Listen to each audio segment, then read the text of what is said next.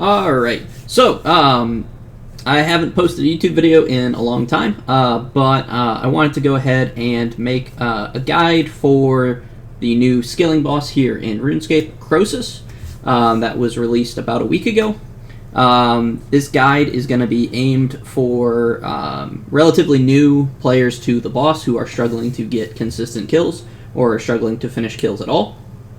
And I'm kind of going to focus on a lot of extra details in the setup as well as going through it to aim towards consistent kills.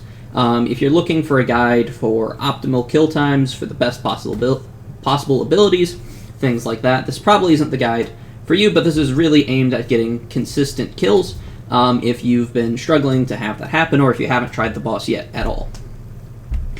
So right now I am standing outside of the entrance to Croesus, and I will talk a bit about what I have on my person. So first thing, looking at my inventory setup, there are a couple things that you definitely want to have, depending on what you're going to be doing. There are 4 main skills in the boss that you can be starting at. You can start at the hunter area, the woodcutting area, the mining, or the fishing area.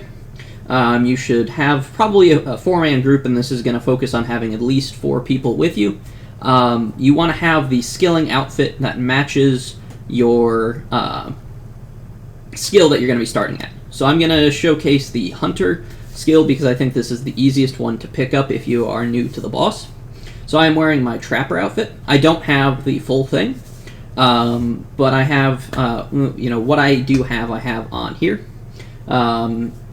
You want your best luck ring, or preferably, actually, if you have the Pontifex Shadow Ring, tier 5 if you have it, but whatever tier of that you have, from doing the City of Sentiston quest, that is going to be the ring that you want. Otherwise, wear your highest tier luck ring. Here I have a Luck of the Dwarves, so you can downgrade as you need to either a Ring of Fortune, or a Ring of Wealth, or a Ring of Luck, depending on what you have. For your necklace, if you have a Grace of the Elves, this is very beneficial.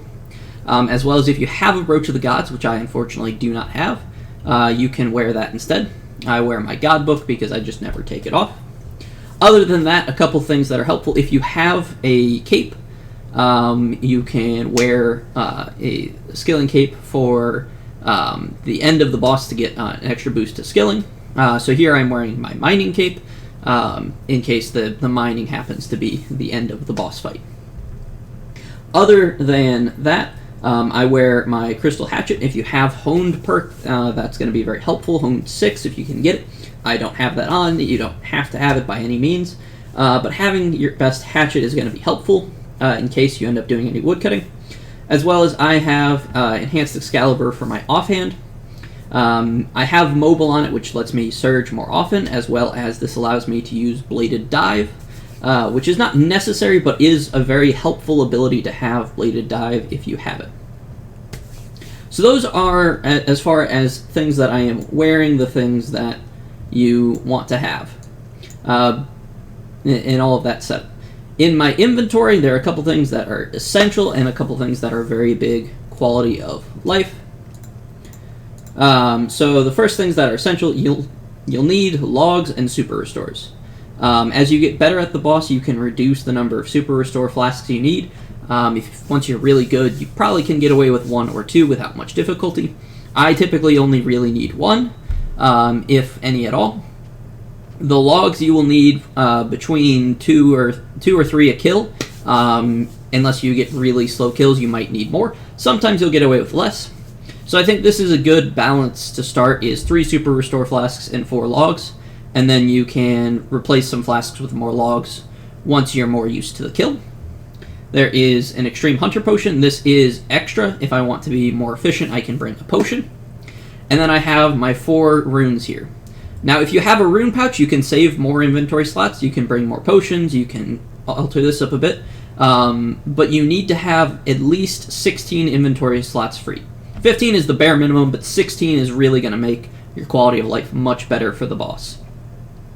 Now, the runes I have here are for a spell from the Ancient Spellbook, which is Crystal Mask. You can see it down here in the corner. Most of the effects of Crystal Mask don't really matter here, but the important thing is that Crystal Mask will protect you from one hit splat of the damage from this boss, which affects your stats.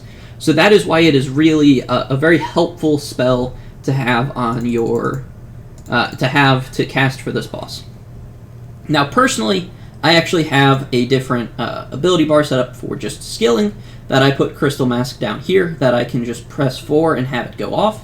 But you don't have to have Crystal Mask in order to be successful at this boss, but it does make it a lot easier if you are just learning, although it does have a high quest requirement with needing Light Within, which it requires tier 80 and a lot of skills, but overall, very helpful spell in the Ancient Spellbook if you can cast it. It takes 90 magic.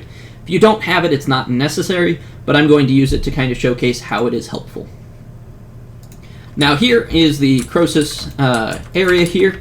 It's currently you can just take the portal from War's Retreat to get here. Otherwise, you need to go to God Wars 3 through the entrance, which is near the Varrock dig site, and you can get here. Now, before you start doing the boss with a group, you can actually just go ahead and go into an instance encounter. They're free instances, so just go ahead and start one and walk in.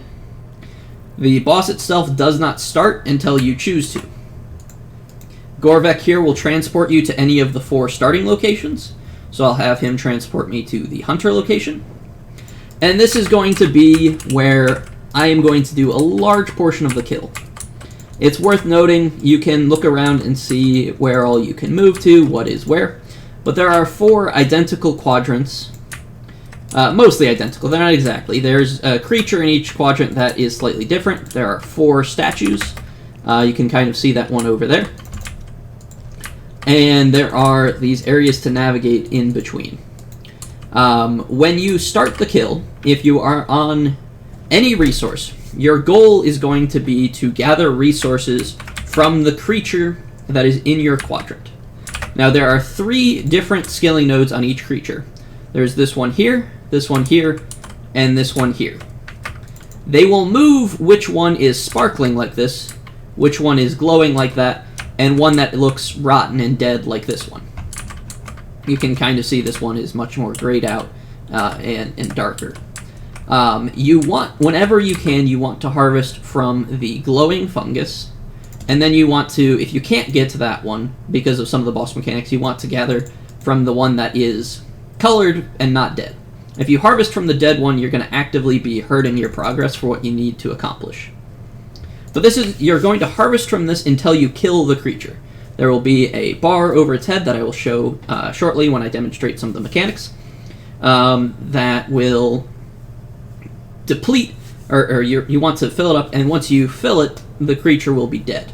Your damage to the boss in the end depends on you killing all 4 outside creatures. So it's very important that you make sure you get this killed before you move on.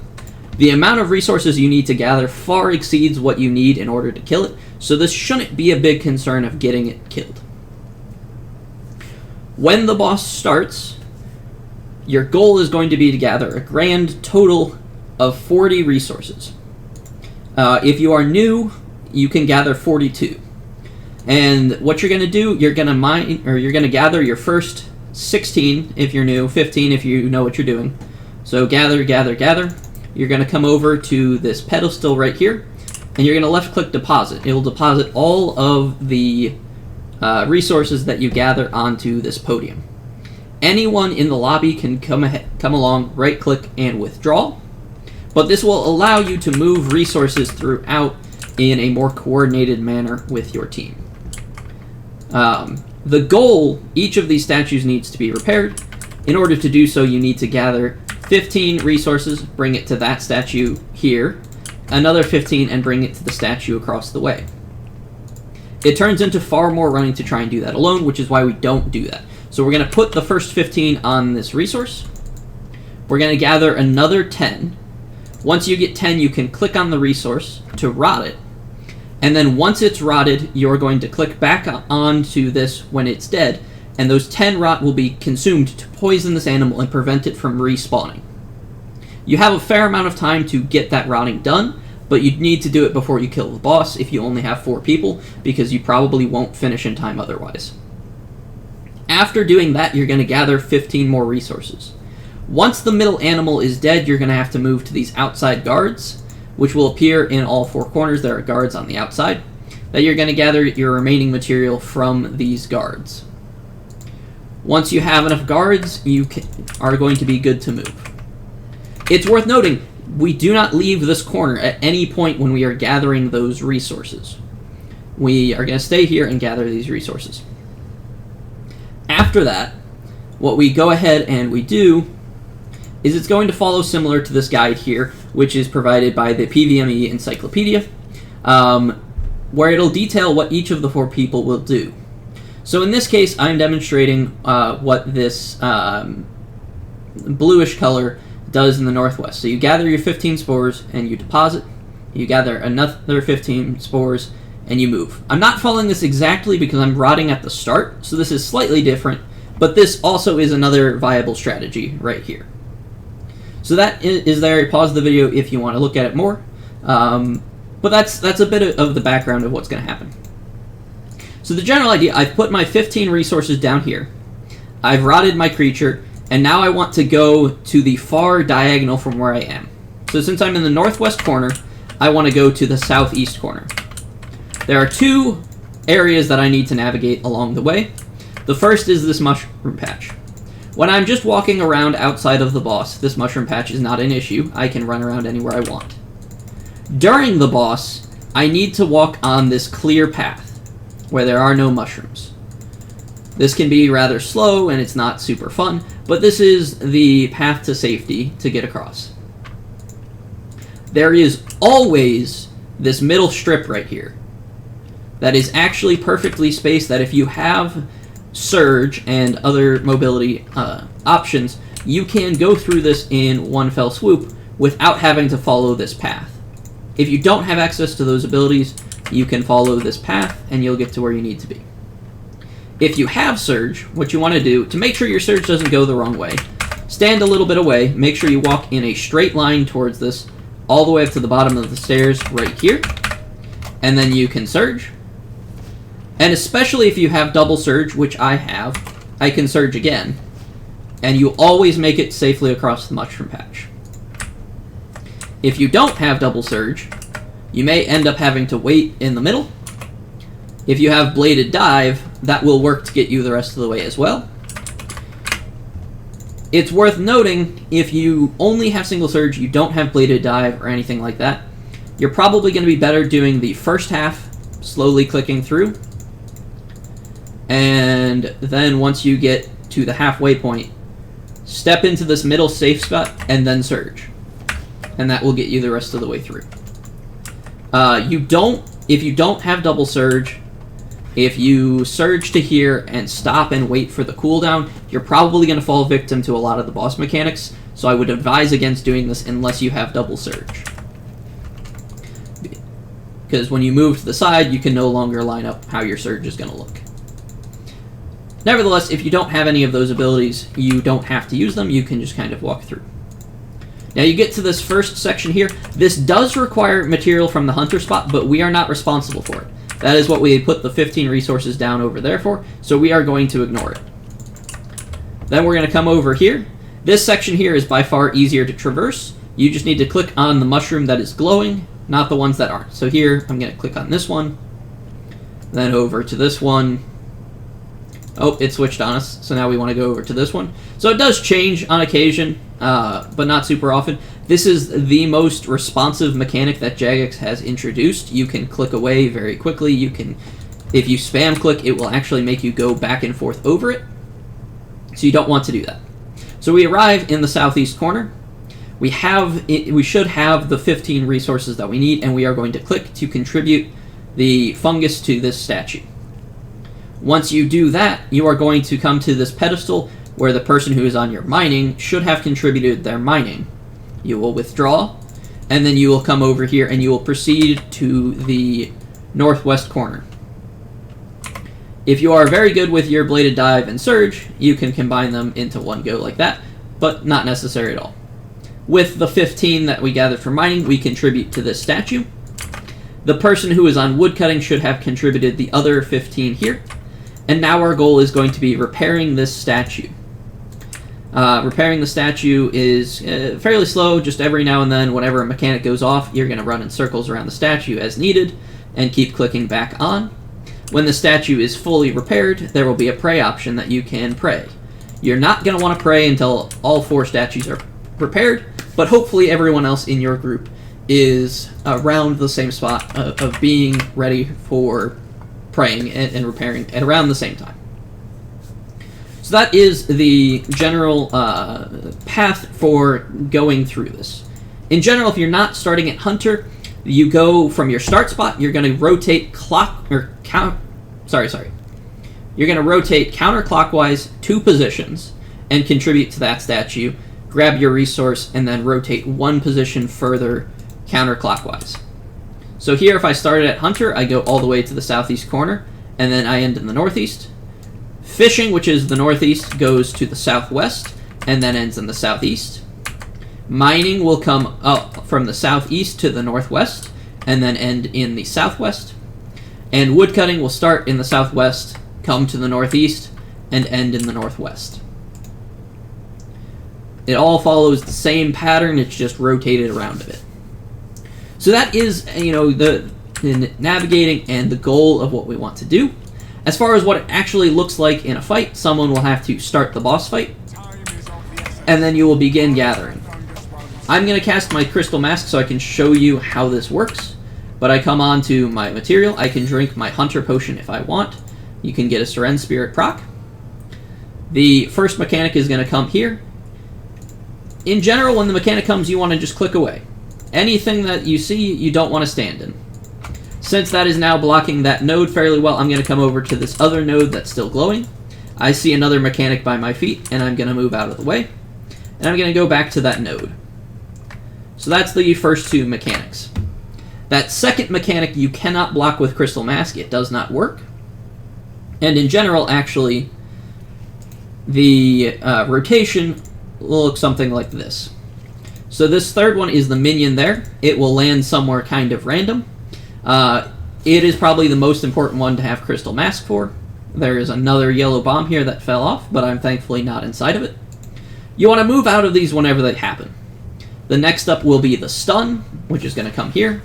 When you get stunned, you want to cast Freedom. It's a really good idea to have that on your ability bar. I have it keybound, which makes my life easier. Then there's the Sticky Fungus. The Sticky Fungus, you need to click on your feet, and then keep going. For the most part, whenever you see a mechanic, just go ahead and move. You can dodge these mechanics better than what I'm doing, but I don't mean this to be a super in-depth improve and min-max everything. This is just, if you see something, move out of the way, make sure you don't die. Again, there's the fairy ring, so move away, make sure you're not standing in it. And I put down my first 15 resources, and I continue gathering here. You can see the health bar for the mole here is going up right there. There's this minion. My Crystal Mask eats it, so I'm going to cast Crystal Mask again. It's worth making sure you know where your Crystal Mask is on your buff bar, and whenever you see it not up, you want to go ahead and recast it.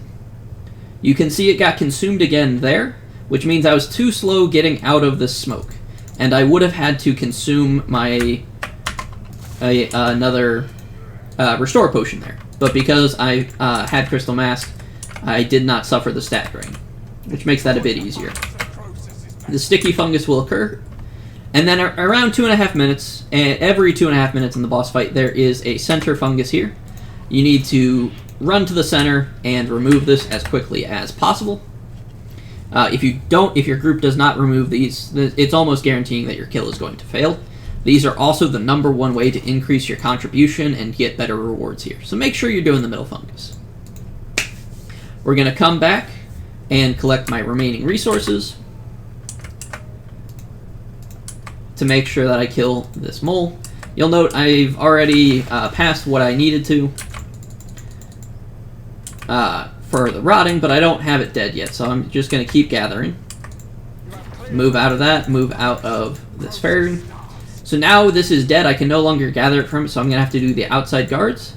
But I can click on my fungal spores and rot until I have 10 rotten fungus.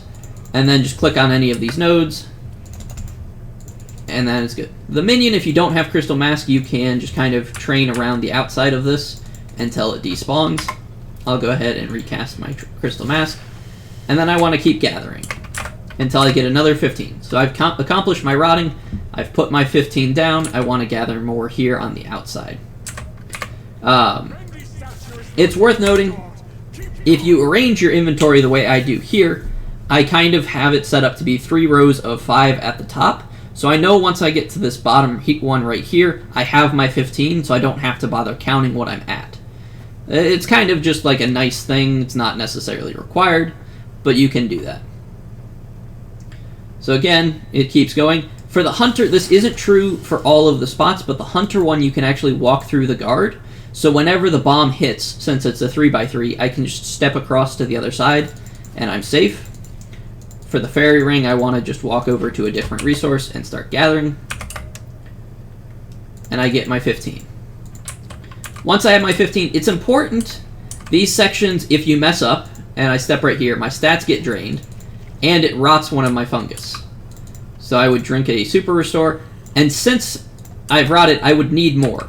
So if you're not getting consistent kills, or if you're worried you're going to lose some, gather a 16th or a 17th before you move through these sections. Once you have as many as you need that you can comfortably make it to your statue with still having 15 left, move through that patch, come over here. It's at 5 minutes, so I'm going to get another fungus right here. I'm going to remove the sticky fungus at my feet and remove the energy fungus. This is a rather slow kill. Typically will be a bit further ahead. I probably would have drank my Extreme Hunter at the start, but I'm being a little stingy on resources since this is a hardcore account and I don't have all that much stuff stocked up. But come through here, climb over the fungus, climb over this mushroom, and just keep running through.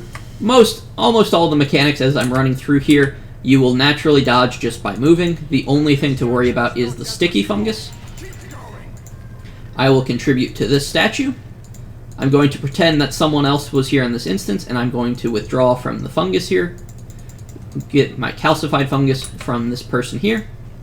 And then I'm going to head north. Here I can double surge across, contribute to the statue. And now I would begin repairing this statue, which again, you mostly just kind of circle around whenever a mechanic goes off, get to a safe spot, re-click to repair. And once your statue is repaired, everyone is good to go. You will pray at the statue, and you will go into the center. This will lift up, and there will be a skilling node on the inside. Click on it once, and just wait, and you will get your kill. And that is all there is to this boss. Hopefully this will be helpful in getting some consistent kills, getting you to the point where you're not failing any kills and your group is having more success. So I hope you enjoyed this guide. Let me know in the comments if you have any questions, and depending on how people like this, I may make more guides in the future. But that's going to be it for now.